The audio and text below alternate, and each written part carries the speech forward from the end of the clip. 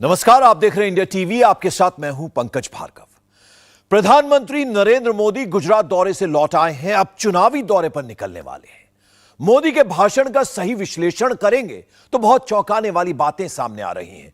मोदी इस बार negative politics नहीं कर रहे हैं, पॉजिटिव पॉलिटिक्स पर तीसरा टर्म फिक्स करना चाह रहे हैं। मोदी के नाम, मोदी के काम से 2024 का नया पैगाम तय हो रहा है। चुनाव जीतने के लिए तीन बातें जरूरी हैं: नेतृत्व, नीति और नैरेटिव। नेतृत्व मोदी का है, नीति और नैरेटिव क्या होगा यह आपको जानना है तो यह पूरी रिपोर्ट देखिए।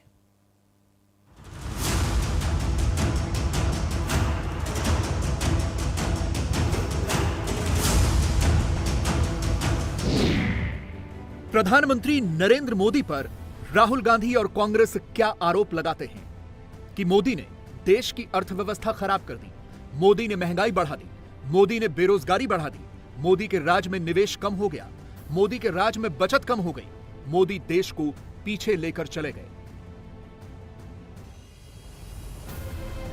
लेकिन सच्चाई क्या है? क्या वाकई ऐसा है या कोई दूसरा पहलू भी है? मैं नरेंद्र दामोदर दास मोदी। नरेंद्र मोदी 2014 में देश के प्रधानमंत्री बने थे, यानी इस हिसाब से उनकी सरकार अभी 10वें साल में चल रही है।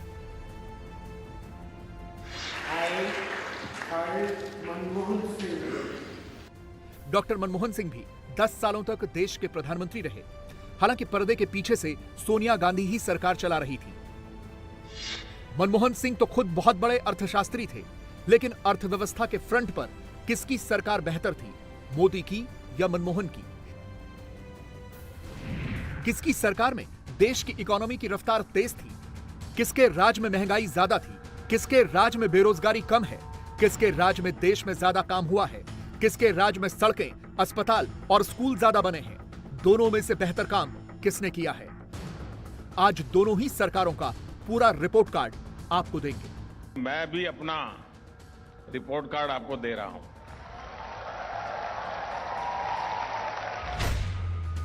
2014 में भारत दुनिया की 10वीं सबसे बड़ी अर्थव्यवस्था था।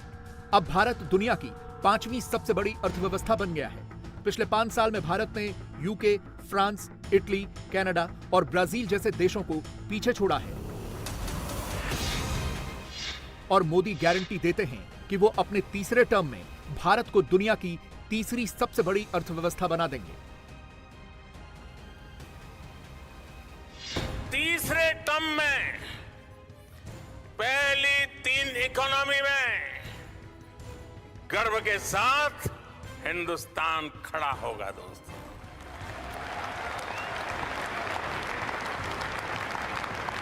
थर्ड टर्म टॉप 3 इकोनॉमी पे पहुंच के रहेगा भारत।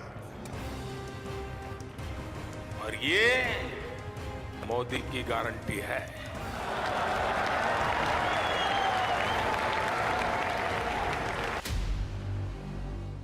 मोदी इतनी बड़ी गारंटी कैसे दे रहे हैं, यह समझना जरूरी है कि मोदी को इतना बड़ा कॉन्फिडेंस कहां से मिल रहा है कि वो भारत को तीसरी सबसे बड़ी इकोनॉमी बनाएंगे।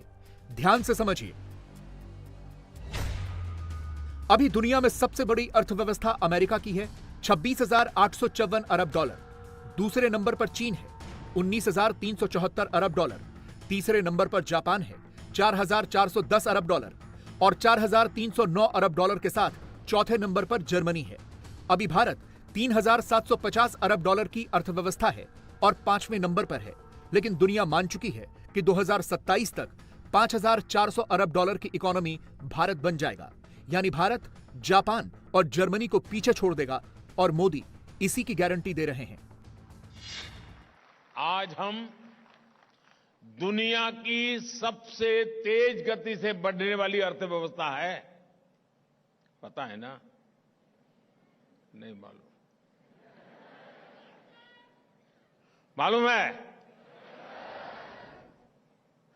रिकॉर्ड कम समय में हम 10वें नंबर की अर्थव्यवस्था से 5वीं सबसे बड़ी अर्थव्यवस्था बन गए।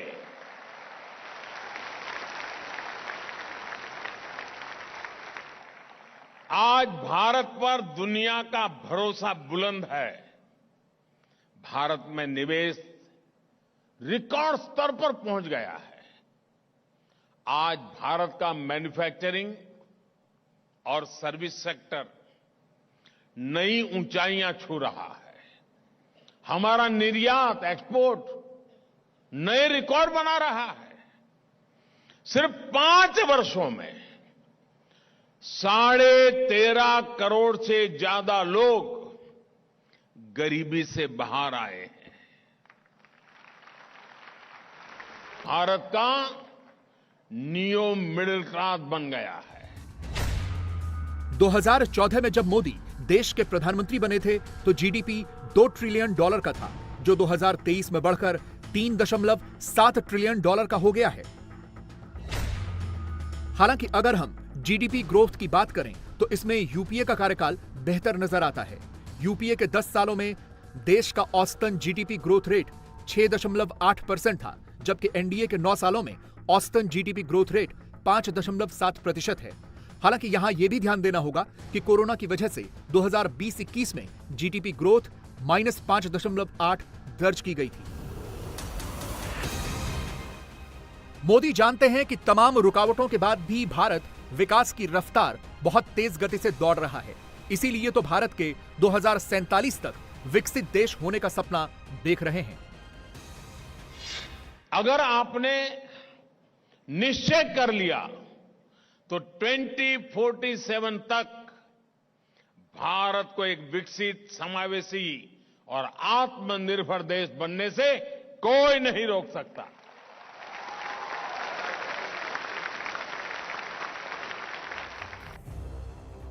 कांग्रेस पार्टी और राहुल गांधी प्रधानमंत्री मोदी पर महंगाई का आरोप लगाते हैं, लेकिन वो शायद अपने दौर का यह डेटा भूल जाते हैं कि उनके दौर में महंगाई और ज्यादा थी।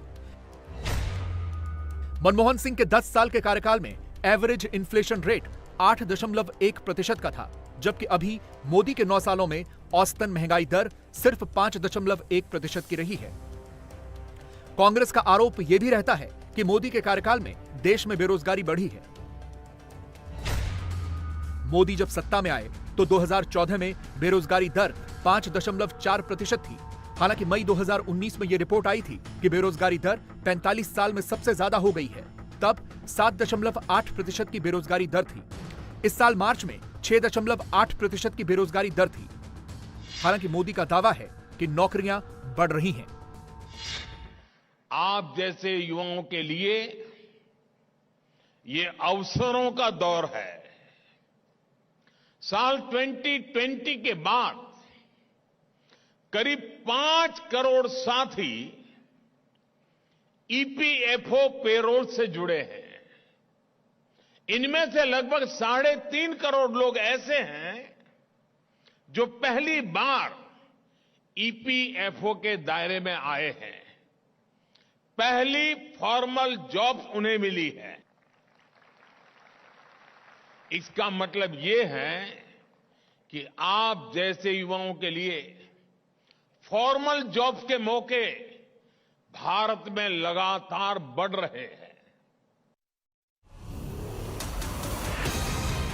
जनता के बीच जब भी प्रधानमंत्री जाते हैं, उनका फोकस इसी बात पर रहता है कि वो देश के लिए बेहतर कर रहे हैं। मोदी के समर्थक भी कहते हैं कि 14 की तुलना में देश में विकास नजर आता है। सड़कें, पुल, स्कूल, अस्पताल बनते हुए दिखते हैं और आंकड़े भी इसकी गवाही दे रहे हैं। यह समझने के लिए आपको पहले दोनों सरकारों का बजट देखना होगा। सीएमआई का डेटा बताता है कि 2014 में देश का बजट 15,59,000 करोड़ रुपए का था, जो वित्त वर्ष 2024 में बढ़कर 45 लाख करोड़ का हो गया है। यानी 2014 से अब तक बजट 189% बढ़ गया है। बजट बढ़ने का मतलब है कि सरकार का खर्चा बढ़ गया है। ऐसा इसलिए है क्योंकि सरकार इंफ्रास्ट्रक्चर पर बहुत ज्यादा खर्च कर रही है, जैसे रेलवे, हाईवे, पुल, एयरपोर्ट, बंदरगाह, स्कूल, कॉलेज, हॉस्पिटल, ये सब नए बन रहे हैं। इसे कैपेक्स यानी कैपिटल एक्सपेंडिचर कहा जाता है। 2004 से 2014 तक मनमोहन सरकार ने कैपिटल एक्सपेंडिचर पर 12.4 लाख करोड़ रुपए खर्च किए।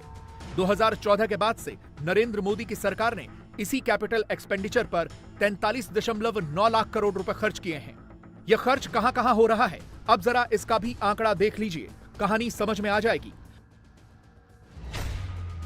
2014 में देश के अंदर मेडिकल कॉलेज की संख्या 387 थी, जो अब बढ़कर 692 हो चुकी है। 2014 में एम्स केवल 6 थे, जो अब बढ़कर 24 हो चुके हैं। 2014 तक देश में 723 यूनिवर्सिटी थी, जो अब बढ़कर 1472 हो गई। इसी तरह से IIT संस्थान 16 थे, जो अब 23 हो चुके हैं। IIM 13 थे, जो अब 20 हो चुके हैं। 2014 से पहले हमारे देश में 100 से भी कम स्टार्टअप्स थे। कितने? मैं इसलिए बुला रहा हूं क्योंकि क्लास में हम लोग ऐसे ही पढ़ते हैं ना। कितने स्टार्टअप 2014 के पहले? कितने? आज इनकी संख्या 1 लाख को भी पार कर गई है।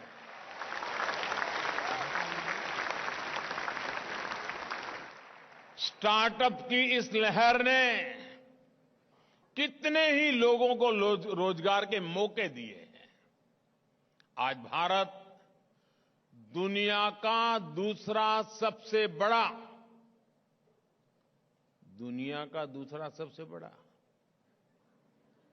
मोबाइल मैन्युफैक्चरर बन गया है। हम मोबाइल फोन्स के इंपोर्टर से आज एक्सपोर्टर बन गए हैं। इसके कारण भी बड़ी संख्या में नौकरियों के अवसर बने हैं। मोदी देश की नब्ज को पकड़ रहे हैं। उन्हें पता है कि देश की असल तरक्की तभी होगी जब आखिरी पायदान पर बैठे लोगों के जीवन में बदलाव आएगा। –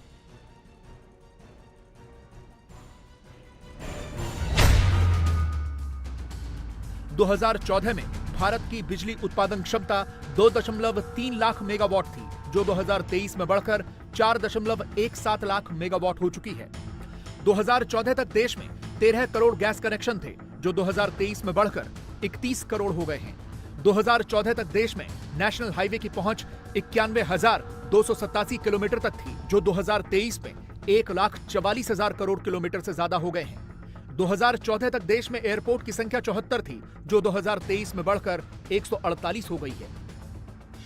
ये सब भारत में आई पॉलिटिकल स्टेबिलिटी, पॉलिसी क्लैरिटी और हमारे डेमोक्रेटिक वैल्यूज की वजह से हो रहा है।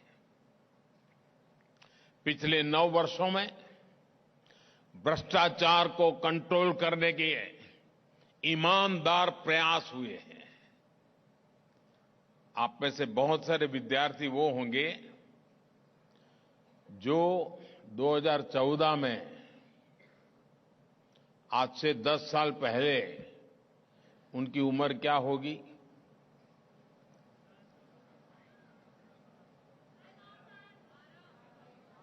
कोई 10, कोई 12, कोई 14। तो उस समय उनको पता ही नहीं होगा कि हेडलाइन अखबार में क्या आती थी। कैसे भ्रष्टाचार ने देश को बर्बाद करके रखा था।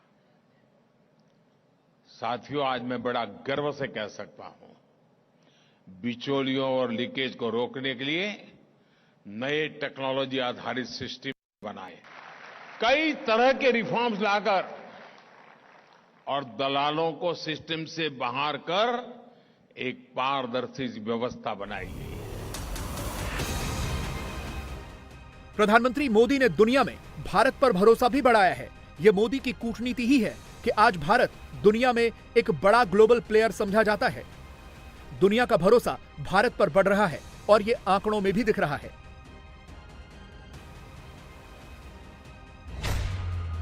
यूपीए सरकार के 10 साल के कार्यकाल में भारत में कुल 305 अरब डॉलर का विदेशी निवेश आया था, जबकि मोदी के 9 सालों में 595 अरब डॉलर का विदेशी निवेश आ चुका है।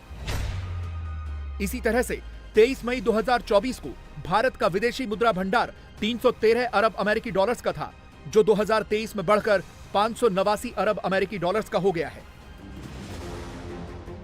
इससे देश को एक फाइनेंशियल स्टेबिलिटी मिलती है, खासतौर पर देश की अर्थव्यवस्था और करेंसी को। जब भारत के रिश्ते दूसरे देशों से अच्छे होते हैं, जब नए नए देश भारत के साथ जुड़ते हैं, तो भारत के लिए भी नई अपॉर्चुनिटीज बनती हैं, हमें नया साथी मिलता है, नया मार्केट मिलता है और इन सब का फायदा मेरे देश की युवा पीढ़ी को होता है।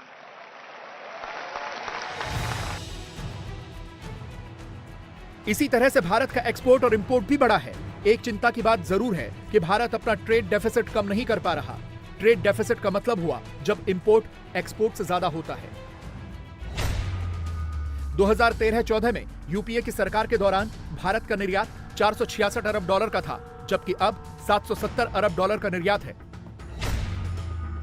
2013-14 में आयात 571 अरब डॉलर का था, जबकि अब 892 अरब डॉलर का हो गया है। इसी तरह से 2013-14 में जो ट्रेड डेफिसिट 105 अरब डॉलर का था, वो अब बढ़कर 122 अरब डॉलर का हो गया है। मोदी को उम्मीद है कि भारत एक्सपोर्ट में भी एक बड़ा ग्लोबल प्लेयर बनकर उभरेगा। 2014 की तुलना में डिफेंस एक्सपोर्ट करीब 23 गुना बढ़ा है। जब इतना बड़ा परिवर्तन होता है तो डिफेंस इकोसिस्टम की पूरी सप्लाई चेन में भी बड़ी संख्या में नई नौकरियों के अवसर बनते हैं। मैं जानता हूं कि हमारे कई युवा साथी जॉब सीकर के बजाय जॉब क्रिएटर बनना चाहते हैं। सरकार की मुद्रा योजना के जरिए देश के छोटे व्यापारियों को आर्थिक मदद मिलती है। आज 8 करोड़ लोगों ने 8 करोड़, आप कल्पना कीजिए, आंकड़ा बहुत बड़ा है ये। 8 करोड़ लोगों ने फर्स्ट टाइम एंटरप्रेन्योर, जिनके परिवार में कभी एंटरप्रेन्योर के नाते कोई नहीं था, फर्स्ट टाइम एंटरप्रेन्योर के तौर पर अपना कोई बिजनेस शुरू किया है, कोई कारोबार शुरू किया है, अपना काम शुरू किया है। इंडिया टीवी हर वक्त हर जगह डाउनलोड करने के लिए सर्च करें India TV news Google play store या ऐप स्टोर पर।